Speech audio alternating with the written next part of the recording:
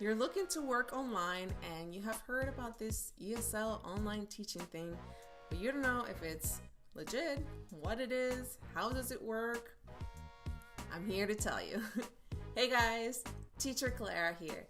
If you're new to my channel, I'd love it if you subscribe and give me a thumbs up to let me know that you enjoy this content. So let's rewind and start from the beginning. What exactly is ESL?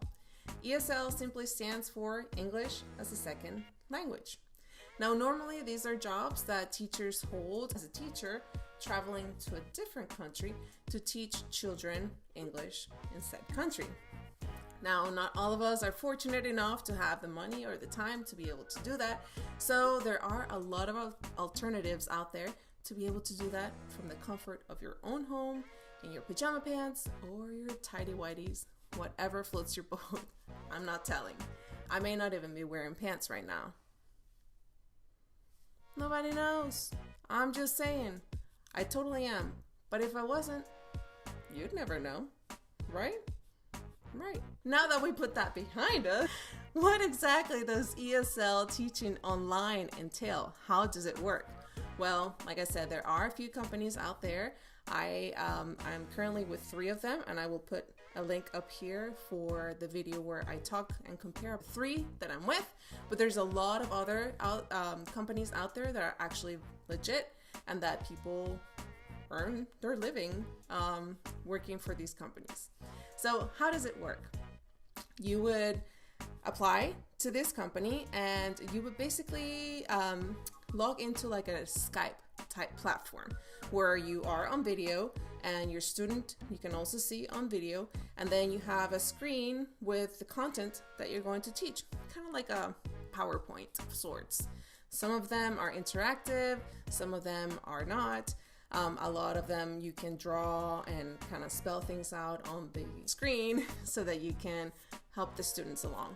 Now, a lot of these companies, or the majority of them, have children of different abilities and different ages within the student population.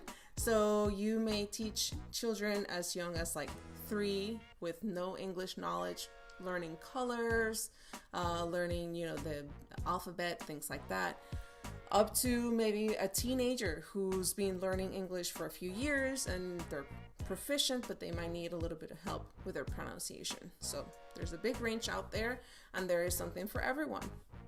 So that's what it is. You basically, like I said, log in. It's a one-on-one session, usually 25 minutes long. You would book yourself for 30, and at the end of that session, you usually have a quick evaluation that you do for the student, letting the parents know how they performed, what they need to improve on. The platforms are, for the most part, very similar. They have kind of like the same format.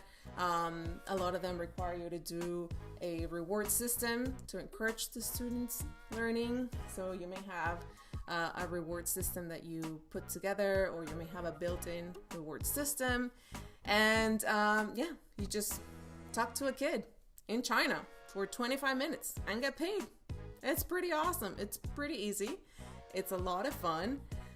There's not a lot of prep. So I'm not a teacher. I'm not a brick and mortar teacher. And I have been teaching online and I absolutely love it. So let's talk about requirements. The companies that I am with, at least, all of them ask for the same requirements, and I am guessing it's across the board. They want you to have a 4-year degree from a university. They want you to be a native English speaker. They want you to have at least 1 year experience working with children. Now, it doesn't have to be teaching. It could be that you were maybe a babysitter, or you were a coach, or a church youth pastor.